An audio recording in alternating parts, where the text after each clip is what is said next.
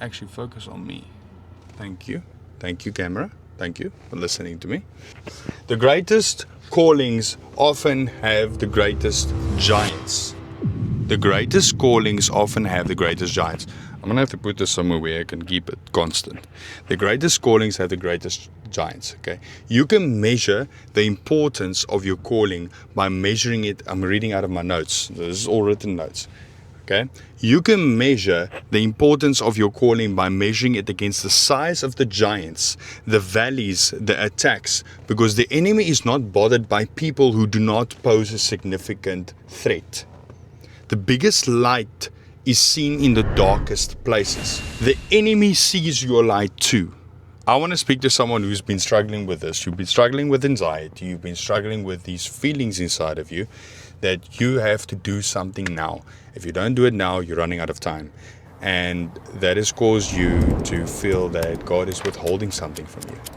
That I still have to perform in order for Him to see me worthy of the blessing that I've been asking Him for. Instead of believing that what you ask for Him, you will receive it. That you still have to do something. AKA, I still have to fast another 3 times before God sees me worthy and holy enough in order to give me the things I've been asking Him for. Or perhaps I haven't been reading Bible enough, so that's why things have not been going my way. That's what goes through most of our minds. We go through seasons where we feel like because we didn't do something, we're not worthy of the things we asked for. That is a lie that the enemy puts in your mind, that God is withholding things from you. Yes, I do believe that we need to be fruitful and multiply things. So that means we need to actually be good stewards of the things that God puts in our hands. And that when we lose it, it's not because God's removing it from our lives. It's because common sense says that you didn't look after the things God gave you. It's not God removing things from you. It's just bad stewardship. God's a good father. He's not going to keep things from you, but He does know how to prepare you. And we need to realize that we need to trust Him. And this is somewhere I struggled in quite a bit. Now I'll tell you a testimony that I'm hoping will encourage you. And this is the second time it's happened to me. Beginning of this year, I'm hopefully going to find a video. It can make me emotional if I talk about this.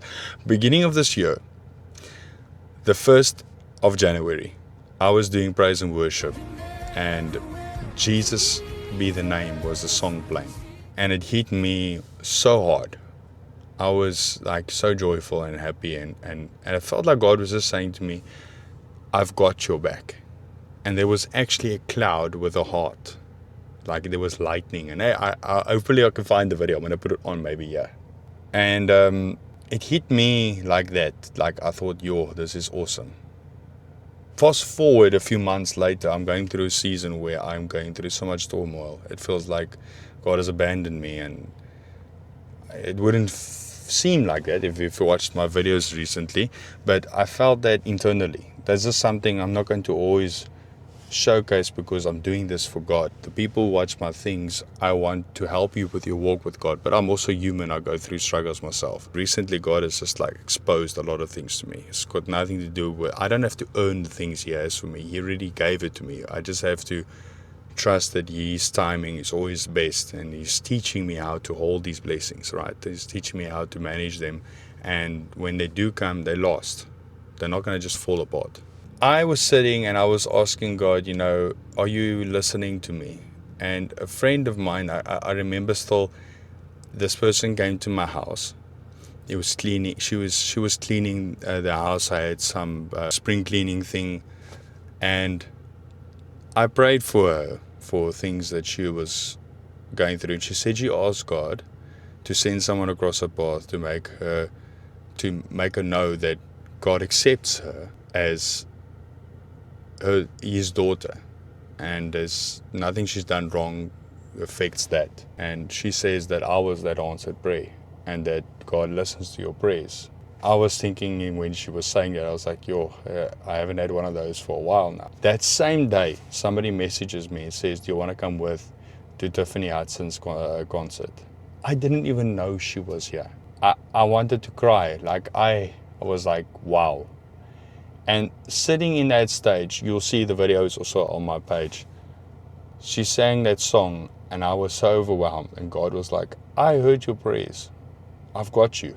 Things might not seem the way you want it to be right now, but God's got your back and He knows what He's doing.